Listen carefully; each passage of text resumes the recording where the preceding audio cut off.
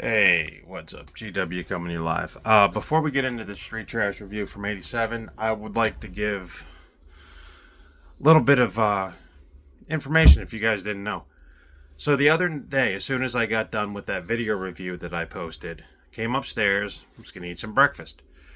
Well, my wife was on her phone, and Friday at where I work, there was a news reporter or news crew there. Well, they ended up interviewing my man Jason McBride, and they kind of Jason made a good point. So if you haven't seen the article, check it out. Or if you haven't seen the video clip, check it out. But Jason and McBride's, they're a good place to eat, and we eat there a lot, just like we eat up at the Three C's, a lot. So we volley back and forth. But McBride's, if you guys check it out, very good food. And Jason is probably one of the best people you guys could know.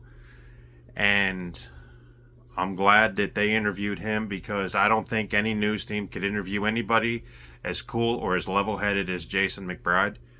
So I just wanted to say, Jason's more than just a pizza owner. He's a well-respected member of the community. He does a lot for a lot of people. And he's a real good guy, just all around. And I've known his family for a long time. I've also been eating there a long time, and he knew me whenever I was a little kid. So check it out. I think you can go on his website, www.mcbridespizza.com or something like that. Check it out. It's in Boyers, and he did a very, very short, poignant, on-point interview. And it's good that our little town here is getting some exposure, but it's bad the way that the media has spun this. So without getting too crazy into it, I'm just gonna give you a brief overview of what's been going on. Elon Musk has said that basically where I work is a waste of government money. And he says it's basically a throwback, and there's an elevator, and there's all kinds of this stuff. And it's not true, because about 2,000 people work there. It's offices with computers. All of our stuff is up to date. There is no elevator to my knowledge, and I've been down there 17 years. And I don't really want to get into it, but you take away that facility, you basically take every job out of this community. This community, Slippery Rock, Boyers. So you're looking at 2,000, 3,000 people without jobs. And I'm going to leave it like that because I don't want to get into it. But the people that work there know the truth about the place. They know how it's ran. And Jason McBride delivers pizza there almost daily. And it's more than a place to work. It's a place where everybody can come together and who knows each other and work. And I just think that Musk's comments and his ideology about the place isn't exactly correct. So I'm just going to leave it like that because I don't want to get in trouble. And I don't want anybody to say anything. So that's that. But more importantly, let's move on to street trash. Street trash, like I said, it's got a do-over by Ryan Kruger, the guy that did Fried Berry. And it should be very splattery. Now, I went back this morning. I was up around 2 o'clock. And so 2:45, I rolled out of bed and I put this bad boy in. Got a couple cups of coffee. I can't even talk. Which I drink stock coffee, the red brand. It's awesome. You guys should check it out. It's black coffee, has a hint of brown sugar, but it's awesome. 125 milligrams or 130 milligrams per 12 ounce, and it'll keep you up. And that's what I drink. So let's just roll on with it. Street Trash was made in 1987, and it was released in 1987. It runs about 102 minutes, and it was considered a melt movie. And what is that, you ask? Well, in the early 80s, before we entered the realm of safe R-rated horror flicks as of Nightmare on Elm Street and things of that nature, Street Trash was a direct-to-video, I believe, movie. And it didn't have a straight narrative story. In fact, it focused on a group of homeless people who get their hands on some old 1920s rot gut booze called Tenafly Viper. And this stuff can melt you. And it's a very, very gooey, bodily movie. And there's a lot of good meltdown deaths in here. That's why they give it the title, a melt movie. Because you don't go see it for the story. You go see it to see people just melt. And this, as I told you yesterday, is that rubber, gooey, liquidy effects. It's not CGI. And it's nice to see that, because everything nowadays is CGI. You know? Good CGI. You know, CGI is so powerful, guys, it can actually make Linda Hamilton look 10 years earlier. It could put dead people back in movies, dead actors back in movies. And CGI is powerful, especially with AI. But this is a throwback. This is like, you know, the old special effects that a lot of people have, you know, a certain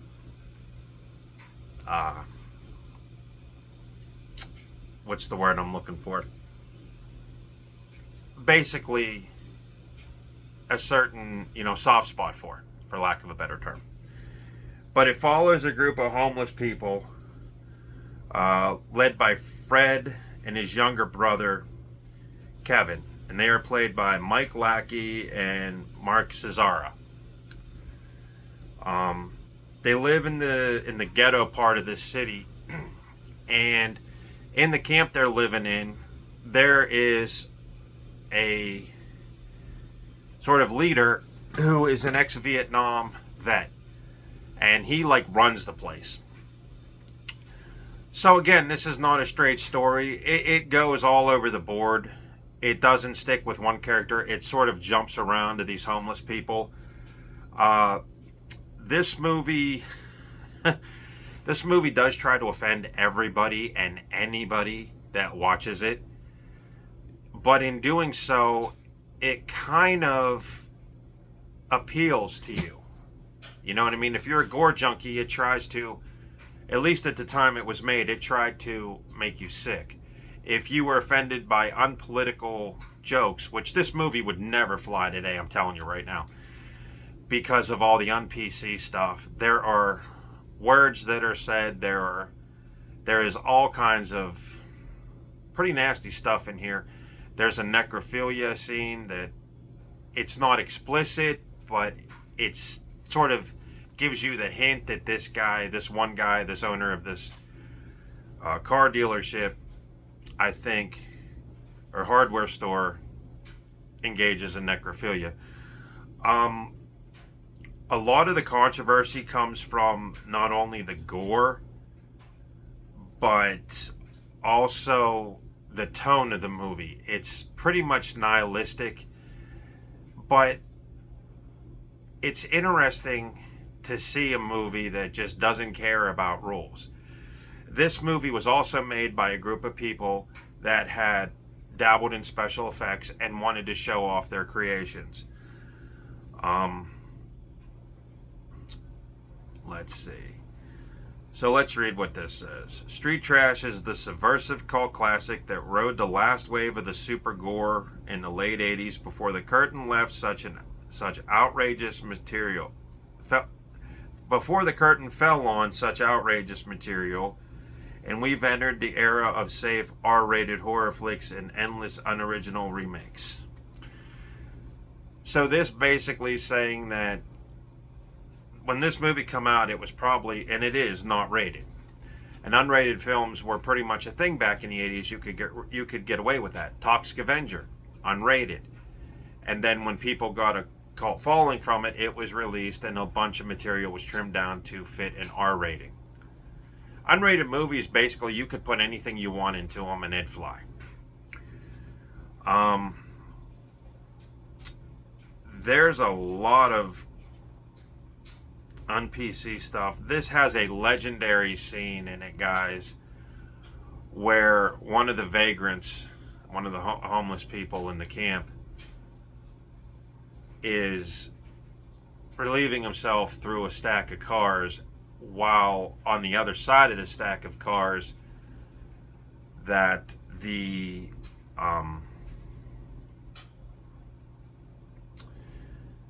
crazed Vietnam veteran guy, which I'm trying to find his name on here, but it doesn't really say, is going to kill one of the main characters, or attempt to kill him, and ends up getting the Lorena Bobbitt treatment, the guy that's relieving himself. And they play catch with a certain member of this guy's anatomy. It's very tasteless, but also at the time, it's so over the top, you can't even take it seriously. The story is just a ride. You just pop it in and you go from homeless person to homeless person. And if you haven't seen it yet, it's interesting to see who actually ends up with this Tenafly Viper stuff. And the melting effects are pretty much awesome. Now, this was directed by Jim Muro, and written and directed by Roy Frumkes. It stars Bill Chappie, Mike Lackey. This print is so small, guys. Vic Noto, Jane Acravana, Nicole Potter, Miriam Zucker, Mark Chiraza, Clarence James, L.T. Ryan, Ryan James, and Tony Barrow. This pulls from other horror movies as well. Some of the camera work reminds you and is lifted right off, like, say, Evil Dead. And it's pretty neat to see. The music is pretty awesome. But this has, like I said, a lot of storylines going in it. And unless you sit down and take this thing as a whole, you're not going to know what's going on. But ultimately, the story doesn't matter. Basically, in a nutshell, like I said, these homeless people get involved with this Tenafly Viper stuff, and one by one melts around. In the meantime, you have a crazed Vietnam vet who's in the middle of this junkyard, Mad Max style, who is like the ruler. He basically controls the whole thing. As far as gore goes, there's a lot of gore in this film. There's probably about 3 or 4 meltdowns, maybe one off screen. There's a throat slit, there's knives in the back, there's blood, and it's cheap gore, rubbery special effects. Nudity, we see a full frontal shot a couple of times of, I think there's 6 bare breasts in this film. Like I said, 2 full frontals. It's pretty interesting. Cussing, there's really only a few cuss words in this film. There's some racial slurs. This movie is very un-PC, but it has gained a cult following. And like I said, Ryan Kruger has now put out the remake, which I can't wait to see. But nothing will top this. This gained a cult following because it was a big hit at the video store. If you buy the DVD too, you get a 2.5 hour documentary about it, and there was also a promotional teaser trailer for Street Trash. It was like a mini movie that these guys got together and put together.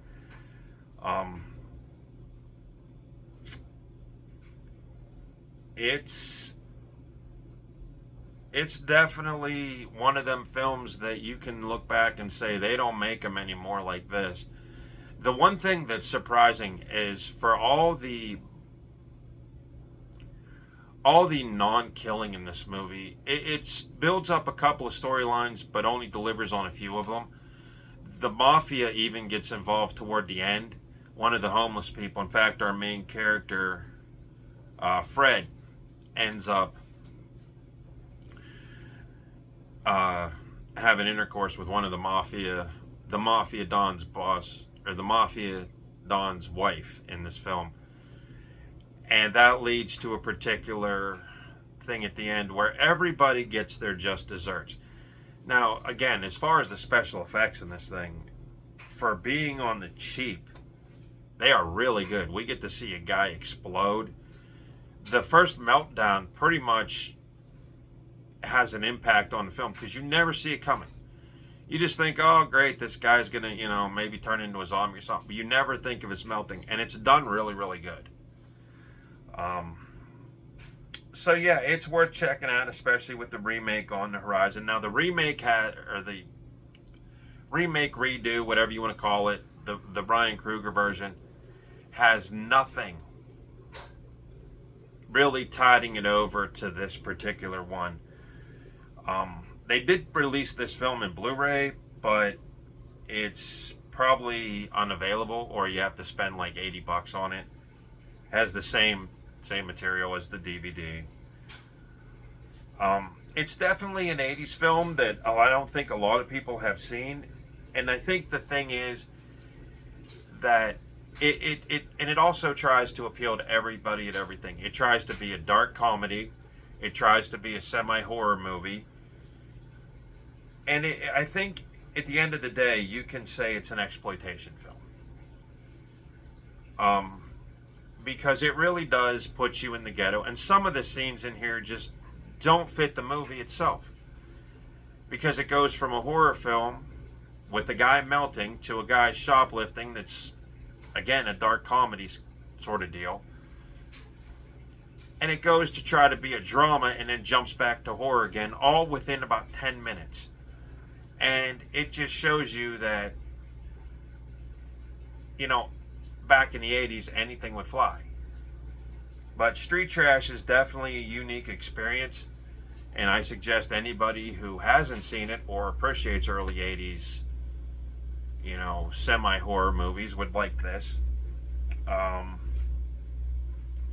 Special effect makeup was done by Jennifer Aspinwall, Mike Lackey, Scott Coulter, Dean Cardelas, and Gary Ye. I think I spelled that wrong. Or I think I said that wrong. They have done a wonderful job. And you can tell this movie was filmed on the cheap. And wherever this was filmed, the location is awesome because it doesn't appear to me when I watch the film that it was a Hollywood backlot somewhere. This was like in the city. Some of the photography and the shots are pretty amazing. And it really gives you that sense that this is a real city. It's no mock-up, no stages, no nothing. Definitely an interesting movie. Came out, like I said, in the 80s, and I think it was pretty much glossed over. I remember renting this at Primetime Video, and because it was one of the ones that you could run through a double VCR, and you could record. I know. I bought the DVD, guys, so you can't get me for that. But it was one of those ones that, when you watch it, you go, this is stupid. And then a couple years later, you come back to it and go, for a group of amateur people, this was done really good. It's controversial. It's satire. It's horror. It's everything that you'd want in a cheesy 80s movie. And you can't take it seriously. That's the problem. If you go into this looking for a straight story narrative and you're going to take it seriously, you're not going to have any fun. But if you're here just to see people melt, you also get to see a dude decapitated by a flying oxygen tank, which I got to tell you, you don't see that in too many movies. Forgot to add that to the gore thing. Sorry, guys. But it's definitely worth something. And with the new remake coming along, I mean, who knows? They could take the concept of this Viper stuff and continue stories to it, and maybe do an actual go back to 1920s and do like a Street Trash 3, direct to video. Maybe Ryan Coogler could do it. We could go direct to video, go all the way back, and we could have the origin of this. And this could be like the second film. and then the remake that comes out in a little bit with Brian Kruger could be the third film. You could do something like that. These movies are fun. Like I said, if you don't take them seriously, they're fun. And, you know, I'm at the point now where I have seen so much stuff that even a movie that tries to offend me, at the end of the day, will not offend me because I know it's not to be taken seriously. It's a movie. You know what I'm saying? That's the other thing I can't understand is that, you know, people, they go to movies and movies are not reality, right? So they go to a movie and they get all offended, and the next thing I know, I get on and I look up that movie, whatever it is, and they're like, oh, well, this movie shouldn't be like Toxic Avenger. Let's take that, for instance. I've seen the original. I'm desensitized. I know everything is fake, you know. But people blow a gasket anymore because they're offended. Well, to me, that shows the movie has an impact. You know, if a movie makes you cry, makes you sad, or makes you angry, the movie has done its job, right? I don't get offended by anything anymore because real life is hard enough to deal with. You know, so, you know, I don't understand how people could get upset about something that's not even real. You know, like years ago, right? I don't know if you guys remember this. But everybody was offended because there was smoking in movies, right? And everybody was like, oh, take smoking out of the movies because it's making little kids, you know, and underage kids smoke. No, it wasn't. It wasn't doing that. The problem is that kids are going to smoke whether it's on a movie or not. If De Niro lights up, does that mean he's making me subconsciously making me light up? If after I watch Casino? No. People don't do things because it's on a movie. People do it because they want to push the envelope. Or the program, where they had a scene where people laid down in traffic. Yeah, they pulled that from the theatrical release. I have a copy of the deleted scene you can't even find on YouTube anymore. People didn't do it because it was in the movie. People didn't think and said, that's a fun thing to do, let's do it. And then they finally pulled the scene out of the movie. My point is, movies don't make people do anything. People do it because they want to. You know? That's like if movies made me do stupid things, I'd be locked up or probably put in death row because, you know, oh, the movie told me to murder this guy. The movie told me to steal. No, it didn't. Movies aren't real. That's my whole point. That's why I don't get offended. Yeah, okay, I get it. You know, maybe a horror movie might not be your cup of tea. Maybe you don't like the movie Seven. Okay. But, you know, movies at the end of the day are just, I look at it like actors just playing. Like when you were a kid, you played cowboys and Indians. You ran around the house. You shot invisible people. Nobody cared. It wasn't hurting anybody because it was fake. So again, going back to my point, street trash tries to offend, and it actually became a cult classic because it tried so hard. Word of mouth got around. You know. So sometimes being an offensive movie is actually a good thing. You know? But to me, at the end of the day, like I said, movies are playing. I don't get offended by anything. You know? But sometimes I will tell you that even if I like a movie that's a little offensive, it's not my voice. It's not my direction. It's not, you know what I say? It's just a stupid movie. You know what I mean? Movies are for entertainment. You know? And I just wanted to tell you guys, too, that I am so glad that I did not monetize my channel because it, to me, you know, as I told people many times, I'm glad that you guys, that you monetizers are leaving me alone. Because the minute I give you guys money is the minute I lose control of everything in my direction, and I read what you guys want me to put on, and I read cue cards or whatever, and I don't want to do that. And it just feels good that I have every opportunity to make the choices that I want to make for my channel. Whether it be I want to come down here and talk about street trash, or tell you about a little memory I had whenever I was a kid, or maybe tell you that I think, hey, this movie sucks. You know, I'm glad I have my own voice. And it's never about making money with me. I could care less if I get $1 for this. Because I do it for the friends that I have at work and otherwise. And I do it for the people that are curious about horror movies. And I did a movie review about Charlotte's Net, a very gory, X-rated horror film. And some person, I forget your name and I'm really sorry, actually thanked me for doing a movie review about it. And that's all I wanted. I'm glad I could inform him about the movie and my thoughts on it. My thoughts might not be your thoughts, but at least you can use my views to make a decision. And I just wanted to say, I know yesterday I was a little bit all over the board with that review and just telling you what's new, but I don't know, I didn't sleep right. It wasn't all together. But I think this one's a little bit more streamlined. But at the end of the day, all I try to do is inform you guys. And maybe I don't watch the things that you watch, but I do watch other things. Horror is not my only voice. Like I said, I watch comedy. I know all the classics. I was raised up watching TV. In fact, a little point of story here before I go.